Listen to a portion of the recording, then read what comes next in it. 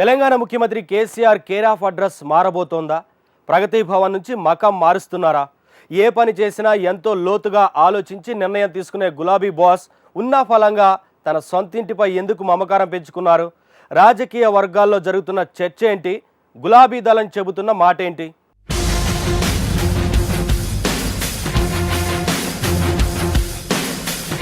Telangana CM KCR త్వరలో తన address మార్చుకోబోతున్నారన్న talk రాజకీయ వర్గాల్లో హాట్ టాపిక్ గా మారింది. ప్రతిపక్షాలు, ప్రజా సంఘాల విమర్శలకు చెక్ పెట్టే వ్యూహానికి పదును పెడుతున్నారన్న టాక్ జోరుగా వినిపిస్తోంది.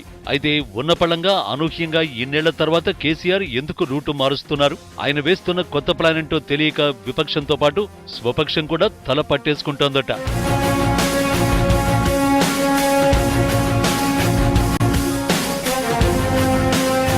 నిజానికి ముఖ్యమంత్రి కేసీఆర్లో ఇటీవల అనూహ్యమైన మార్పు కనిపిస్తోంది. ఎన్నికల సమయంలో తప్ప ఎప్పుడూ ప్రజల మధ్యలోకి రాని కేసీఆర్ గత కొద్ది రోజులుగా ప్రజల మధ్య ఉంటూ అందరినీ ఆశ్చర్యానికి గురిచేస్తున్నారట. మాజీ మంత్రి ఈటెల రాజేంద్ర బర్తరఫ్ తర్వాత రకరకాల వ్యూహాలకు ఆయన పదును పెడుతున్నారు. అయితే అవి రాజకీయంగా వచ్చిన మార్పులా, లేక ప్రజలకు తను దూరమవుతున్నారన్న ప్రచారంతో తన పంథాను మార్చుకున్నారా అన్న చర్చ పార్టీలో జోరుగా జరుగుతోంది.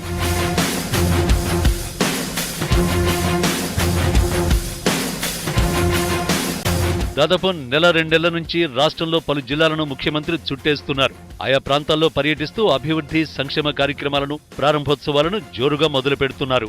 ఇది ప్రభుత్వ పనితీరును ప్రజలకు వివరించడంతో పాటు గులాబీ శ్రేణుల్లో కూడా ఉత్సాహం నింపారు.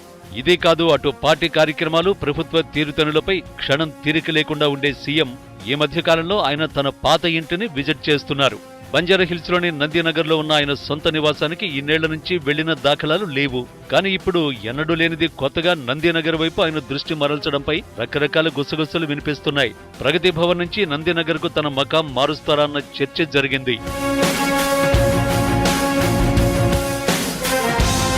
తెలంగాణ ఉద్యమ సమయంలో అంతకన్నా ముందు కూడా కేసీఆర్ నందినగర్లోనే ఉండేవారు. అక్కడి నుంచే రాజకీయ వ్యూహాలకు పదును పెట్టారు. ఆ తర్వాత టీఆర్ఎస్ పార్టీ అధికారంలోకి వచ్చాక కేసీఆర్ సచివాలయానికి వచ్చిన పరిస్థితి లేదు. ప్రగతి భవన్ లేదా ఫామ్ హౌస్ కే పరిమితమయ్యారనే విమర్శలు తీవ్రస్థాయిలో వెల్లువెత్తాయి. ఫామ్ హౌస్, ప్రగతి భవన్ల అపవాదును తీసేయడంతో పాటు పార్టీలో క్రియాశీలక మార్పులకు శ్రీకారం చుట్టనున్నారని సమాచారం. ప్రస్తుతం రాష్ట్రంలో రాజకీయ వాతావరణం శరవేగంగా మారడం, హుజూరాబాద్ ఉప ఎన్నిక కూడా అనివార్యంగా రావడంతో ప్రతిపక్షాలకు ధీటుగా జవాబివ్వడం లాంటి కారణాలతో ఆయన వ్యూహాలకు పదును పెట్టే పనిలో ఉన్నారన్న చర్చ జరుగుతోంది.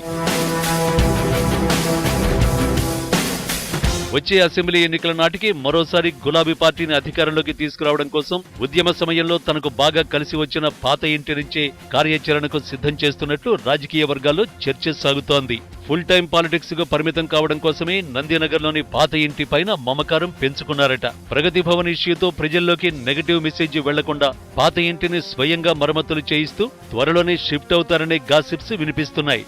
మరి ఇది చర్చగానే మిగిలిపోతుందా లేదా చూడాలి.